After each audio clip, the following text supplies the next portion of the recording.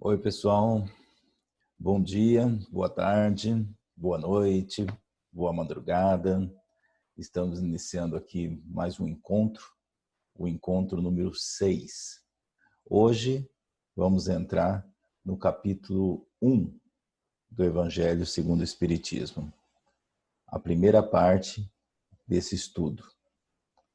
Então, antes de qualquer coisa, eu queria colocar para vocês o seguinte, sobre o Evangelho segundo o Espiritismo, para aqueles que não têm tanta familiaridade com o livro, para aqueles que estão chegando agora na doutrina.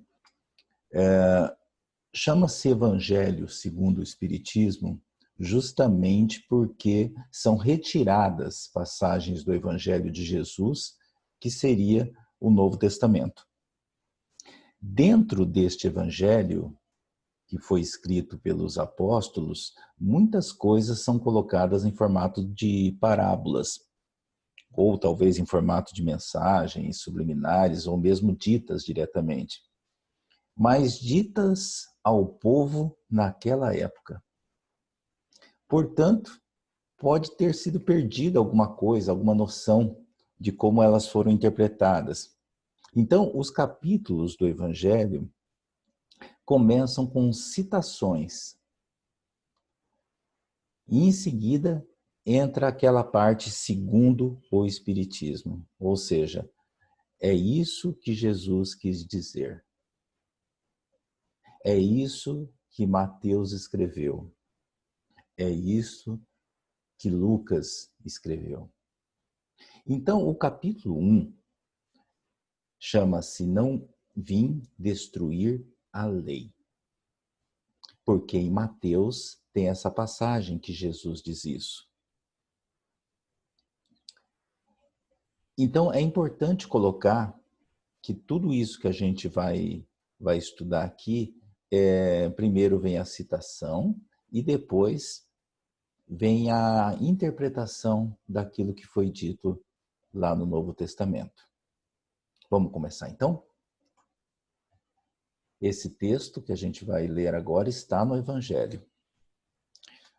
Para localizar, para quem for acompanhar pelo Evangelho, na página, pelo menos no meu, aqui está na página 25, capítulo 1, Eu não vim destruir a lei. Mas quem quiser pode acompanhar aqui pelo slide, que eu até tentei colocar algumas palavras que facilitem o entendimento. Primeiro a citação. Não penseis que eu tenha vindo destruir a lei, ou os profetas. Não os vim destruir, mas cumpri-los. Porquanto, em verdade, vos digo que o céu e a terra não passarão, sem que tudo o que se acha nas leis, sem que tudo o que se acha na lei esteja perfeitamente cumprido, enquanto reste um único J e um único ponto. Mateus 5, 17 e 18. Ou seja, Mateus capítulo 5, versículo 17 e 18. Então, nesse capítulo 1, inicialmente, é apresentado Moisés,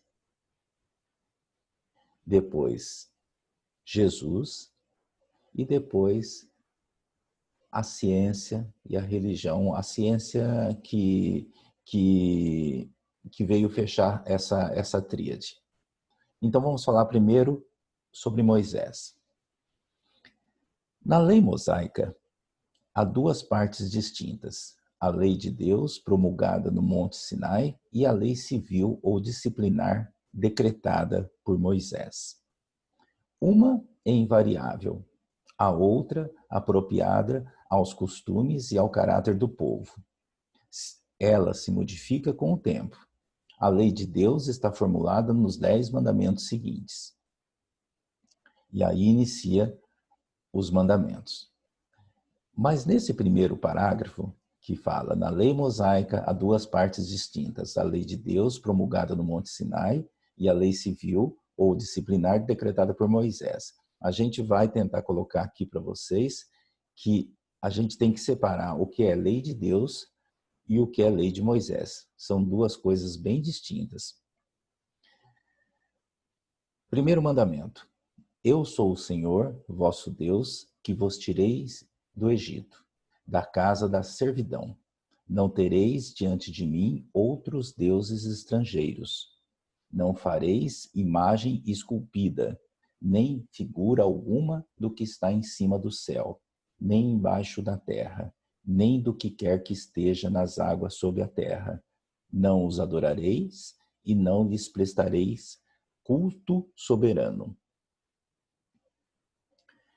2. Não pronunciareis em vão o nome do Senhor vosso Deus. 3. Lembrai-vos de santificar o dia do sábado. 4. Honrai a vosso pai e a vossa mãe, a fim de viverdes longo tempo na terra que o Senhor vosso Deus vos dará. 5. Não mateis. 6. Não cometais adultério. 7. Não roubeis. 8. Não presteis testemunho falso contra vosso próximo. 9. Não desejeis a mulher do vosso próximo. 10. Não cobiceis a casa do vosso próximo, nem o seu servo, nem a sua serva, nem o seu boi, nem o seu asno, nem qualquer das coisas que lhe pertençam. Ok? Esses são os mandamentos trazidos por Moisés do Monte Sinai. Ele vê que a população, os hebreus que foram tirados do Egito, na ausência dele ficaram embriagados, fazendo orgia, construindo aquele bezerro de ouro, vocês lembram? Construir aquele bezerro de ouro para adoração, né? Durante o tempo que ele estava no Monte Sinai. A gente falou isso em um dos nossos últimos encontros.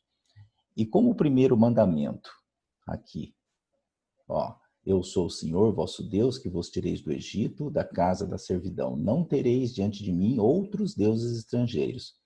O que acontece?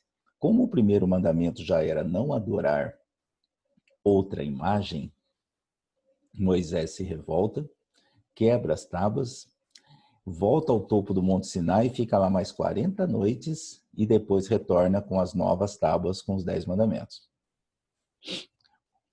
O que se acredita com essas histórias desses indivíduos é que as tábuas foram escritas por Deus, né? Essa é a crença das pessoas que ficaram lá aguardando durante 40 noites.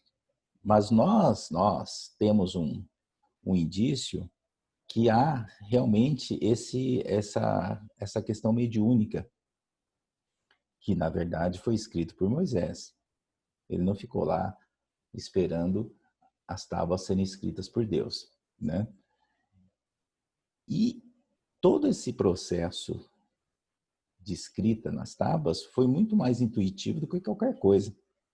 Porque se você vê aqui o 9º mandamento, não desejeis a mulher do próximo, a sociedade da época era muito mais patriarcal do que qualquer coisa, era muito machista.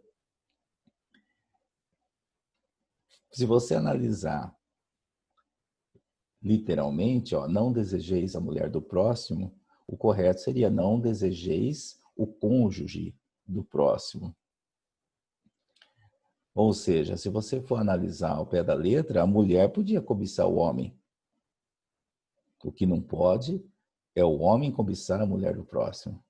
Então, são indícios que mostram que a edição, a criação desses 10 mandamentos mostram o lado humano do Moisés, que pela intuição ele construiu isso. Não na totalidade, mas boa parte dele. Então, por isso que a gente aqui, na hora de conversar com vocês, tenta separar o Moisés de Deus. Porque esse Moisés grande, forte, punitivo, ele tem que ser analisado de uma forma criteriosa, porque ele era um ser humano. Então, é passível de erros também. Ele tinha, sim, uma mediunidade avançada. Não tinha medo de explorar, trabalhou da melhor forma possível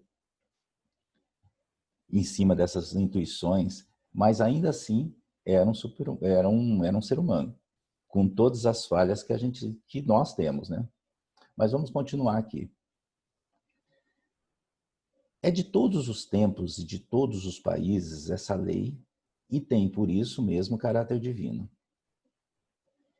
Todas as outras são leis que Moisés decretou, obrigado que se via conter pelo temor um povo de seu natural, turbulento e indisciplinado, no qual tinha ele de combater arraigados abusos e preconceitos, adquiridos durante a escravidão do Egito.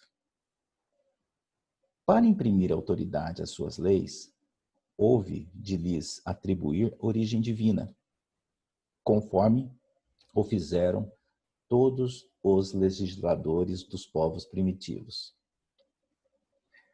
A autoridade do homem precisava apoiar-se na autoridade de Deus, mas só a ideia de um Deus terrível podia impressionar criaturas ignorantes, nas quais, ainda pouco desenvolvidos, se encontravam o senso moral e o sentimento de uma justiça reta. É evidente que aquele que incluíra entre os seus mandamentos não matareis, não causareis dano ao vosso próximo, não poderia contradizer-se fazendo da exterminação um dever. As leis mosaicas, propriamente ditas, revestiam, pois, um caráter essencialmente transitório. É essa questão. As leis foram criadas para passar ao povo uma força, uma autoridade, um temor. A gente volta aqui no primeiro parágrafo. É de todos os tempos e de todos os países essa lei, e tem por isso mesmo caráter divino. Em todos os países é proibido matar, em todos os países é proibido roubar. Claro, salvo exceções de algum país muçulmano e tudo mais, de forma que não existe país que você possa sair na rua e matar qualquer pessoa. As leis existem em todos os países. Continuando, todas as outras são leis que Moisés decretou, obrigado que se via a conter pelo temor um povo do seu natural turbulento e indisciplinado, no qual tinha ele de combater arraigados abusos e preconceitos, adquiridos durante a escravidão do Egito. Então, aqui, Kardec está justificando os motivos pelos quais o Moisés escolheu esse caminho. Mas ele escolheu conscientemente. Ele criou uma imagem temerária porque ele precisava conter esse ímpeto das pessoas. Pessoas que viviam numa região totalmente coordenada de uma forma austera pelo faraó. Moisés tirou esse povo de lá, do Egito, só que agora eles estão vivendo sobre uma liberdade exacerbada, eles estão fazendo o que querem, então algo tem que ser colocado para substituir aquela austeridade, aquela autoridade que eles viviam na época do faraó. Sabe aquelas questões, já assistiram aqueles filmes que tem uma pessoa dormindo, segurando algo que ninguém pode pegar, segurando forte, né? Aí, de repente, vem uma pessoa para tirar aquilo. O que ela faz? Não sei se vocês já viram alguma coisa semelhante. Ele tira rapidinho e já coloca outra coisa no lugar, para a pessoa continuar segurando, né? Para não sentir que aquilo saiu. Então é isso que Moisés fez. Ele tira o faraó e coloca Deus. Um Deus que passa tanto medo como o faraó. E se bobear até mais. Porque é um Deus austero. Porque o faraó, o faraó ficava recluso lá no palácio.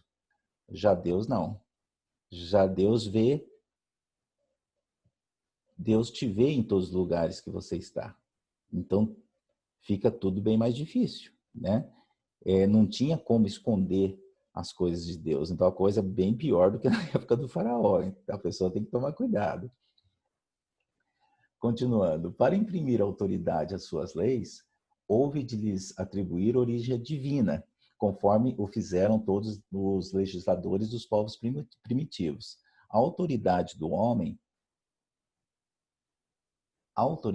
precisava apoiar-se na autoridade de Deus, mas só a ideia de um Deus terrível podia impressionar criaturas ignorantes, nas quais ainda pouco desenvolvidos se encontrava o senso moral e o sentimento de uma justiça reta.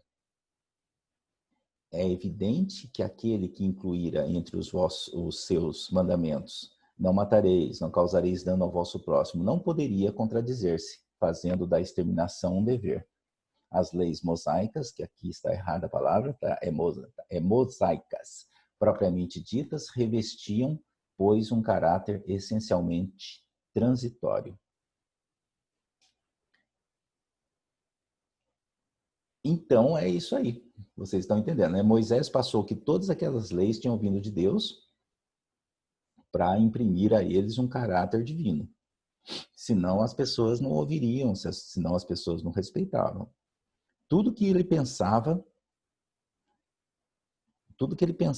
passar ao povo com força de lei, ele se afastava, ia lá para uma grande rocha, dava uma refletida e voltava. Deus falou para mim que não é para andar descalço aqui nesse terreno.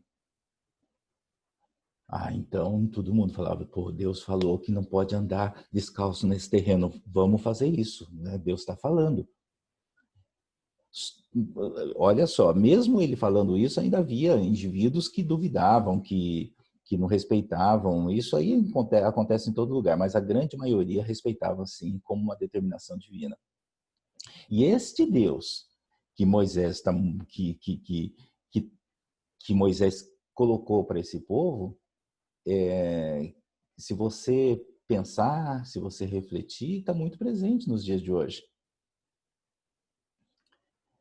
Inclusive em nós, espíritas. A gente muitas vezes não sabe e não percebe que tem esse Deus de Moisés dentro da gente. Mas será que esse Deus de Moisés está dentro de mim? Não, que isso é coisa do passado, isso é coisa aqui, ó, da Bíblia. A gente está fazendo só um estudo, Flávio. Não tem... Vamos refletir. De repente, eu começo a ficar mal de saúde. Eu penso, meu Deus, eu estou ficando doente. Eu acho que é porque eu não estou indo na igreja. Eu devo estar assim porque eu falei mal daquela pessoa semana passada. Se você precisa sempre justificar alguma coisa ruim como se estivesse sendo punida pelo divino, então você está acreditando nesse Deus de Moisés. Uma das leis de Deus que a gente estuda, que a gente aprende em tantos cursos que temos disponíveis, é a lei de causa e efeito. Mas também não significa que será instantaneamente que isso vai acontecer. O que eu estou fazendo de errado agora, eu posso levar 1, 2 vidas para pagar por isso. Então, dependendo do meu bom comportamento e do bem que eu fizer, essa dívida até se dilui um pouco mais. Em outras palavras, o que eu faço à vista, pela misericórdia de Deus, eu posso pagar parcelado. Eu não preciso passar exatamente pelo que eu fiz. Se eu cortei, por exemplo, a mão de uma pessoa, eu nascerei na próxima encarnação sem a mão? Não necessariamente. Se nessa minha trajetória eu construo coisas boas, talvez no final da minha vida eu fique eventualmente com a mão paralisada, de certa forma eu ficarei sem poder utilizar a mão. É um exemplo hipotético que eu estou colocando. Isso é a misericórdia de Deus. Eu pagarei pela dívida, mas tudo é mutável. Tudo não é exato. Não é essa coisa de olho por olho, dente por dente. Isso sim é muito mais Moisés. Vamos em frente. Jesus, que é o item que eu coloquei aqui, 1.2. Jesus não veio destruir a lei, isso é, a lei de Deus. Veio cumpri-la. Isto é desenvolvê-la, dar o verdadeiro sentido e adaptá-la ao grau de adiantamento dos homens. Por isso é que se nos depara nessa lei o princípio dos deveres para com Deus e para com o próximo, base da sua doutrina. Quanto às leis de Moisés, propriamente ditas, ele, ao contrário, as modificou profundamente, quer na substância, quer na forma, combatendo constantemente o abuso das práticas exteriores e as falsas interpretações. Por mais radical, a reforma não poderia fazê-las passar, do que as reduzindo a esta única prescrição: amar a Deus acima de todas as coisas e ao próximo como a si mesmo. E acrescentando: aí está a lei toda e os profetas. É como o texto diz: Jesus não veio destruir a lei, ou seja, ele não veio destruir a lei de Deus, ele veio cumpri-la. É claro que as leis de Moisés, como diz aqui, sofreram mudanças profundas, quer na substância, quer na forma, porque havia essa necessidade, né? Mas o fundamento principal que ele deixa é justamente esse: amar a Deus acima de todas as coisas e ao próximo como a si mesmo. Como você está? Você está seguindo esse preceito? Você está lembrando desse preceito? Amar a Deus acima de todas as coisas e ao próximo como a si mesmo. Amar a Deus acima de todas as coisas. O que é isso? O que significa essa frase? Amar a Deus acima de todas as coisas. Amar a Deus acima de tudo é considerar que tudo que acontece com a gente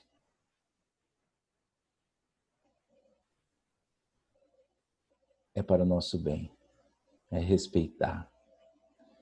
Se você pega uma doença, você continua amando a Deus sobre todas as coisas. Se você fica desempregado, você continua amando a Deus sobre todas as coisas. Você imagina que aquilo que está acontecendo é para o seu bem, que algo melhor virá. É acreditar que isso realmente vai acontecer. Porque se você ama a Deus acima de todas as coisas, você acredita que Ele não quer o mal para você. É acreditar que inclusive a doença foi para o seu bem. Que isso que está acontecendo com você é consequência de atos errados que você fez. E não uma punição. Ou seja, é a justiça de Deus. Então, gente, não importa o que aconteça na sua vida. Continue amando a Deus sobre todas as coisas. Que por mais que você esteja vivendo um momento difícil, você vai passar por isso de uma forma um pouco mais leve. É aceitar tudo com resignação. Resignação. Vamos lá, vamos em frente. Por essas palavras, o céu e a terra não passarão sem que tudo esteja cumprido até o último jota. Quis dizer Jesus nesta frase que é necessário que a lei de Deus tivesse cumprimento integral, isto é, fosse praticada na terra inteira, em toda a sua pureza, com todas as suas ampliações e consequências. Efetivamente, de que serviria haver sido promulgada aquela lei se ela devesse constituir o privilégio de alguns homens, ou ao menos de um único povo? Sendo filhos de Deus, todos os homens, todos, sem distinção nenhuma, são objeto da mesma solicitude. Então, essa questão que Deus, que Moisés criou, teria inimigos, tipo assim, eu estou aqui fazendo orações todos os dias, eu faço o evangelho no lar todos os dias, mas meu vizinho não faz. Então Deus só vai acontecer coisas boas para mim e para ele não. Porque Deus está punindo ele não está fazendo evangelho no lar. Esse Deus, o nosso Deus, ele não tem inimigos. Não existe essa coisa de Deus gostar mais de mim do que de outra pessoa. Se eu tenho atitudes certas com o próximo, eu vou concluir então que Deus gosta mais de mim. Não significa que Deus está mais próximo de você por algo de bom que você esteja fazendo. O que significa é que você está mais próximo dele. É uma diferença significativa. São méritos que você está conquistando nessa sua trajetória. Lembra da história da mão? É isso talvez que fará um novo final. São os passos que você está dando hoje. Vamos em frente. O papel de Jesus não foi o de um simples legislador moralista, tendo por exclusiva autoridade a sua palavra.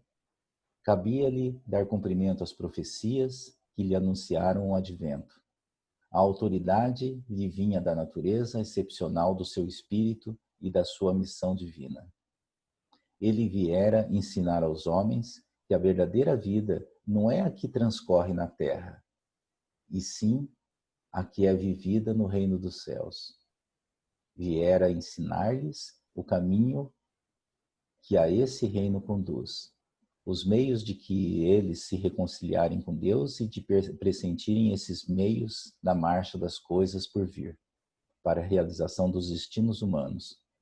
Entretanto, não disse tudo, limitando-se respeito a muitos pontos, a lançar o germen de verdades que, segundo ele próprio o declarou, ainda não podiam ser compreendidas. Lançar o germe de verdades que, segundo ele mesmo o declarou, ainda não podiam ser compreendidas. Falou de tudo, mas em termos mais ou menos implícitos. Para ser apreendido o sentido oculto de algumas palavras suas, Mister se fazia que novas ideias e novos conhecimentos lhe trouxessem a chave indispensável. Ideias que, porém, não podiam surgir antes que o espírito humano houvesse alcançado um certo grau de madureza. A ciência tinha de cumprir poderosamente para a eclosão e o desenvolvimento de tais ideias. Importava, pois, dar à ciência tempo para progredir. É isso.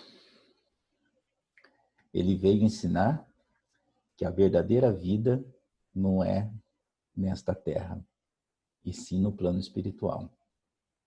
E nos ensinou o caminho para nos conduzir a isso, para nos reconciliarmos com Deus. Porque nos afastamos dele ao possuirmos esse medo exacerbado esse Deus de Moisés. Ao ficar com a culpa, ao ficarmos com o egoísmo, de achar que somos poderosos, esse sentimento de poder, porque somos brancos, porque somos homens, porque somos ricos, ou pelo qualquer coisa que seja. Com isso, nos afastamos de Deus, com essa postura. Se a gente se vê como poderoso, cada um com a sua trajetória a ser cumprida, independente de gênero ou de raça. Se a gente tem uma trajetória mais humilde, de mais respeito com o próximo, a gente se reconcilia. Ou melhor, a gente se aproxima de Deus seguindo o preceito que Jesus passou. Amar a Deus sobre todas as coisas e ao próximo como a si mesmo. Se fizermos isso, tenha certeza, estaremos no caminho certo. É isso, pessoal. A gente se encontra na próxima aula para continuar o capítulo 1, onde a gente vai falar da ciência e um pouco de Santo Agostinho. Muito obrigado por estarem aqui, por assistirem a aula.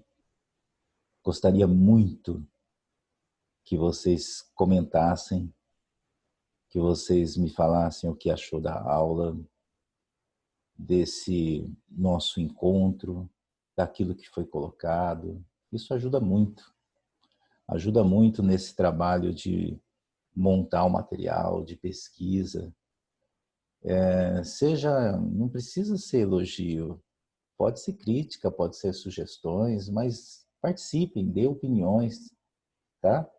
Muito obrigado, Deus abençoe a todos e uma ótima semana.